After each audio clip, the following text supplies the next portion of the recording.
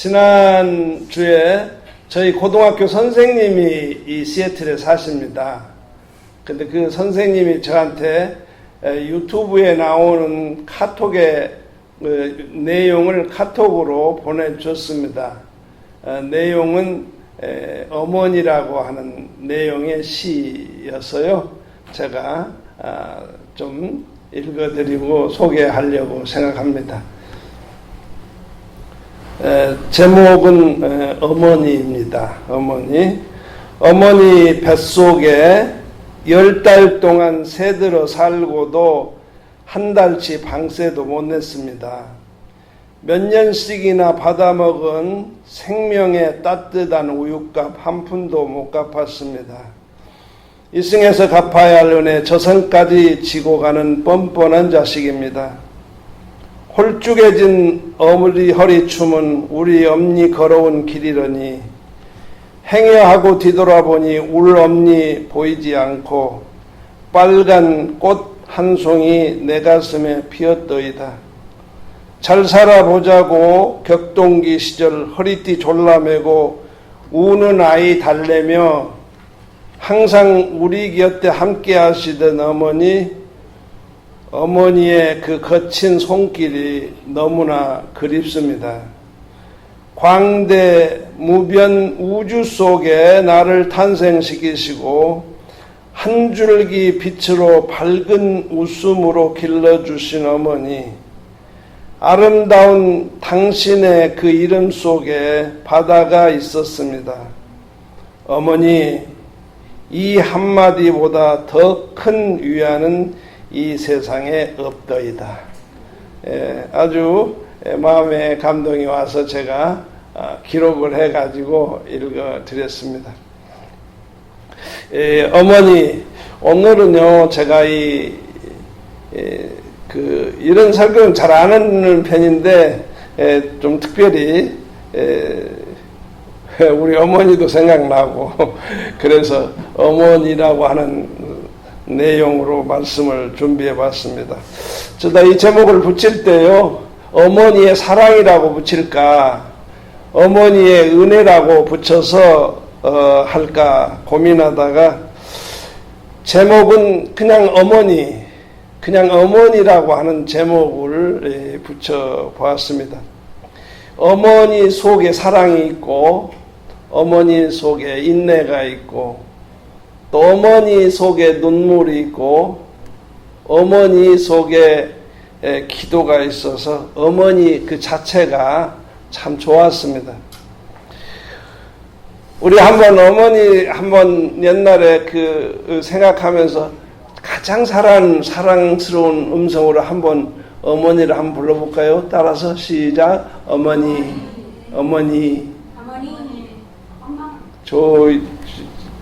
조윤희 집사는 어머니 하는 게 좀 진정성이 없어 보이는데.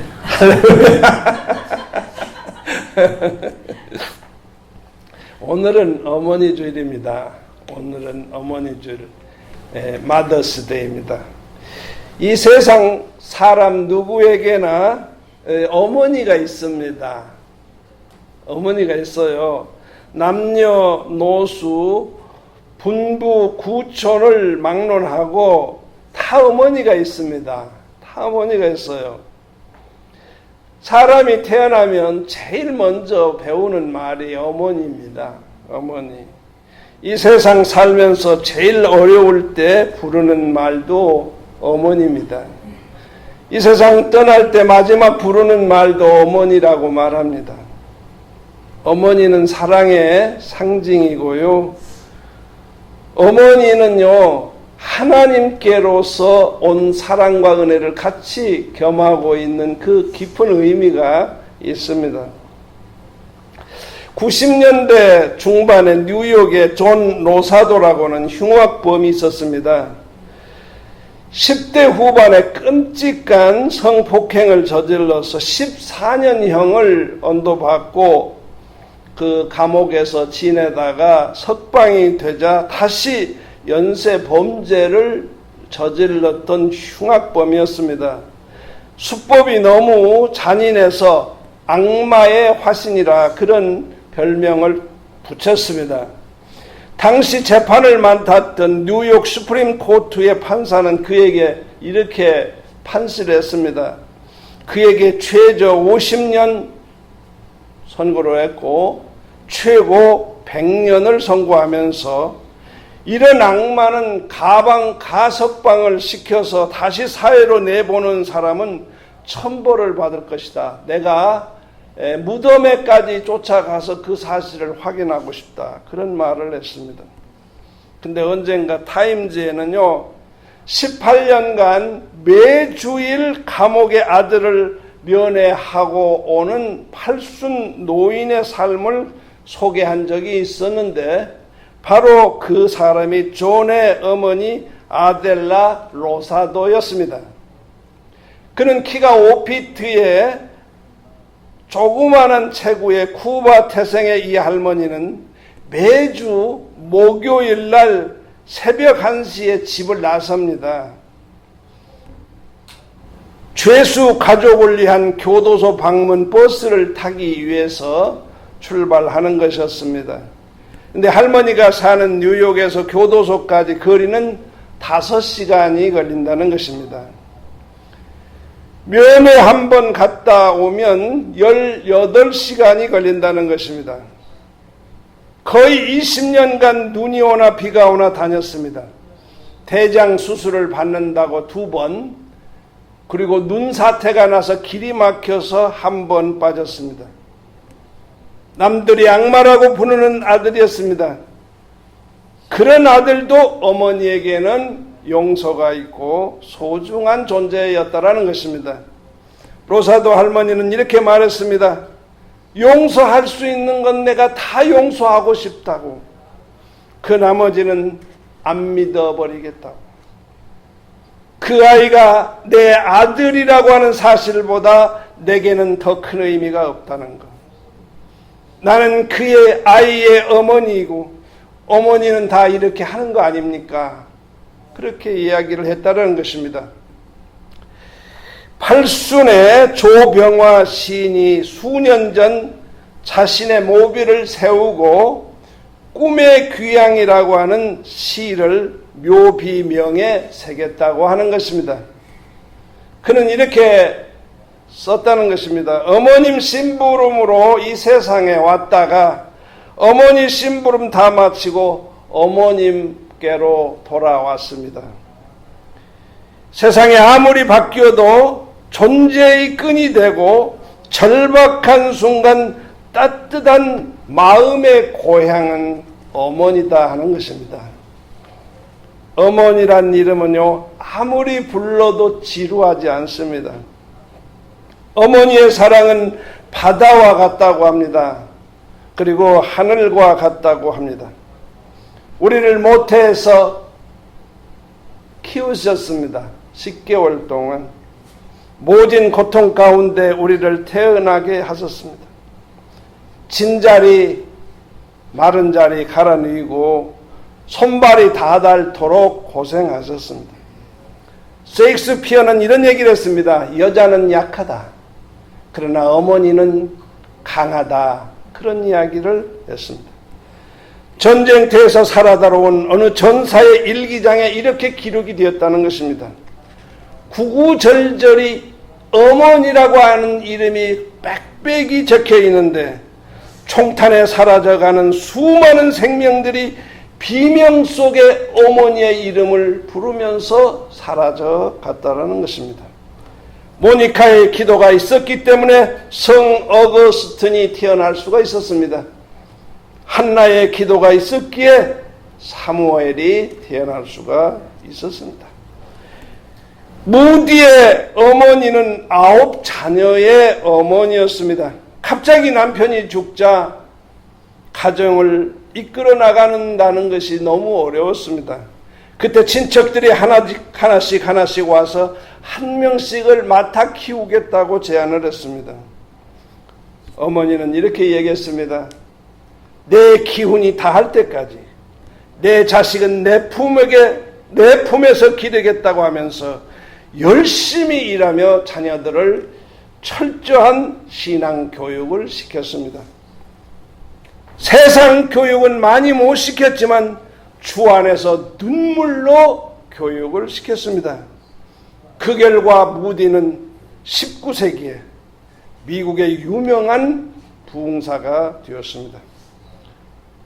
어머니의 사랑은 하늘과 같고 바다처럼 넓다고 말합니다. 어떻게 보면 하나님의 사랑과 어머니의 사랑은 성품적인 면에서 같은 꼴이 많이 있습니다. 첫째는 하나님은 우리를 낳았다고 말씀하셨습니다.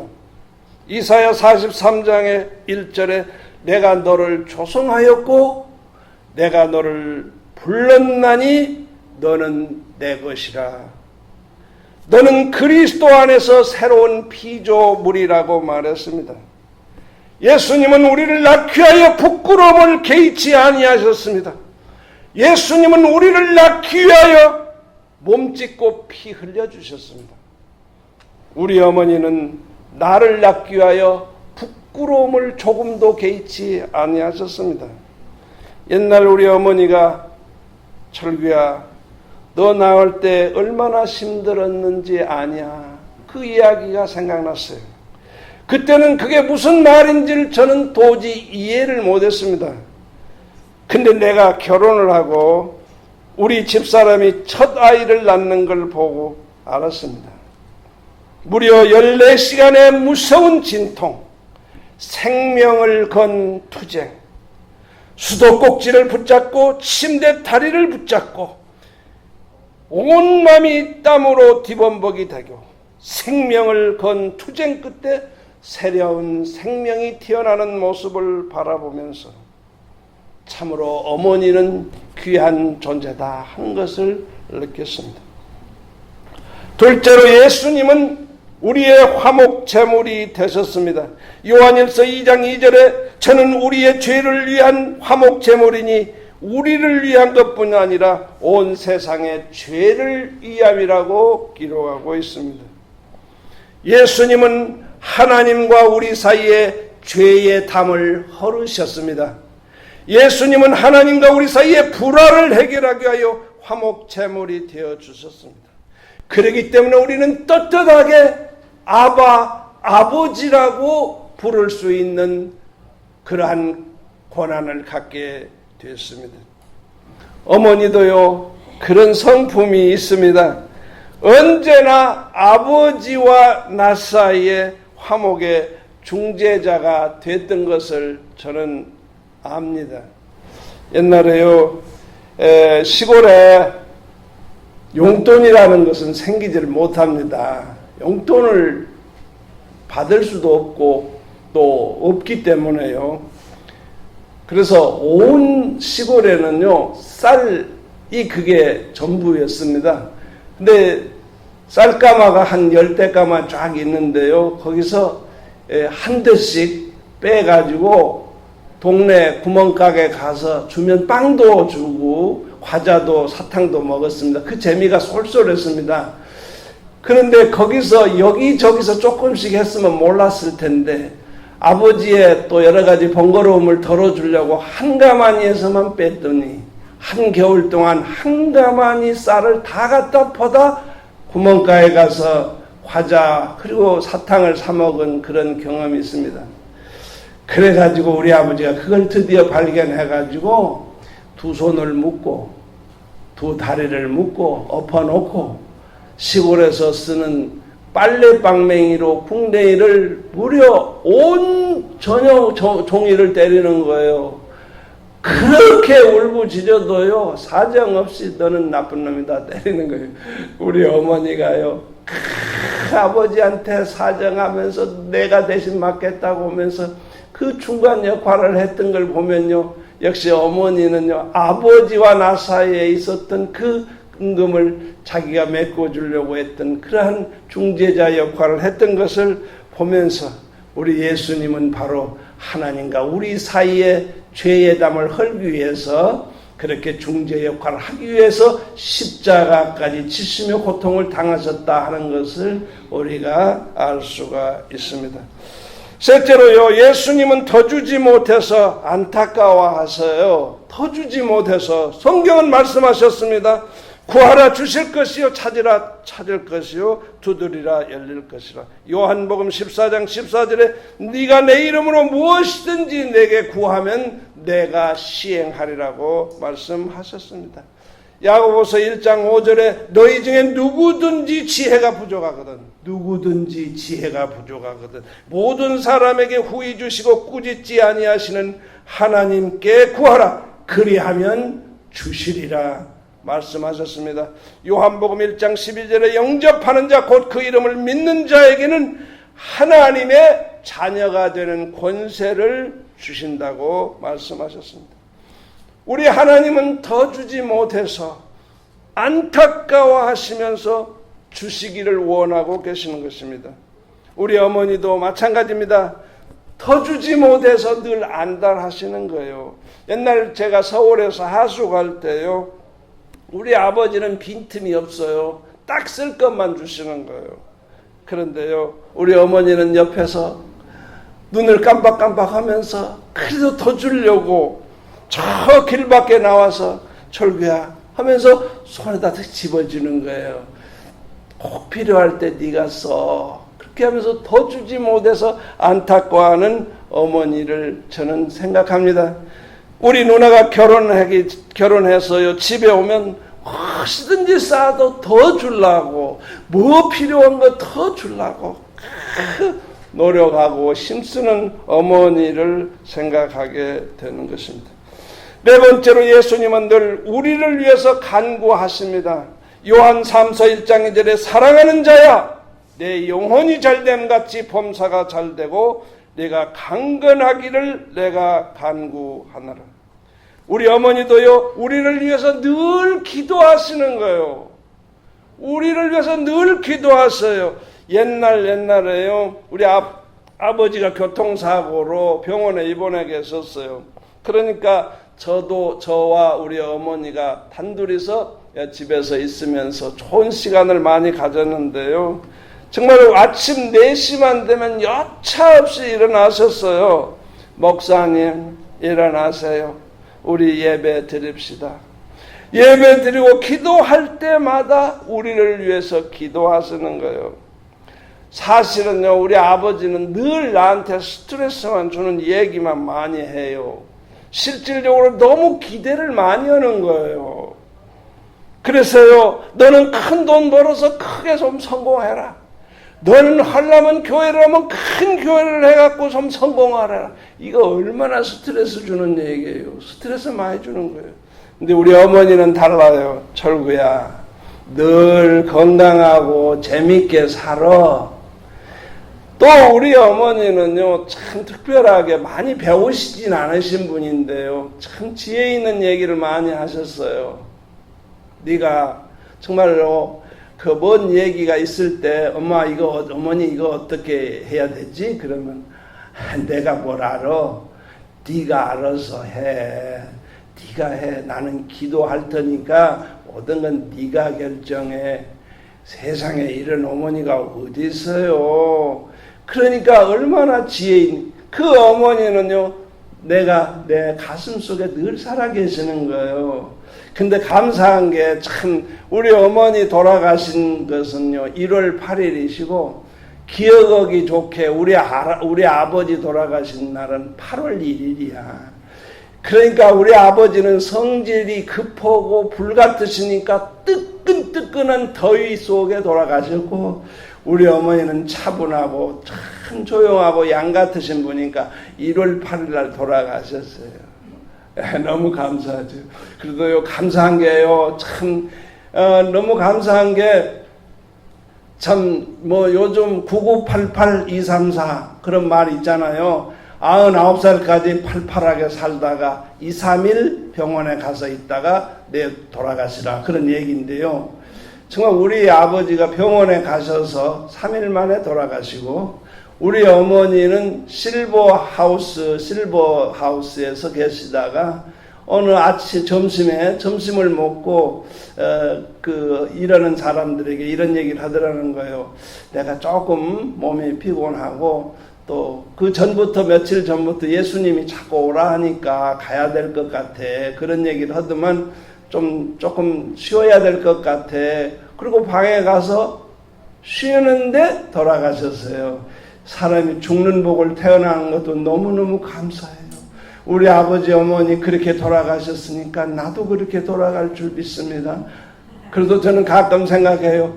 어느 순간 나도 모르게 깜빡 하나님께 가는 게 제일 좋겠다는 생각이 들어요.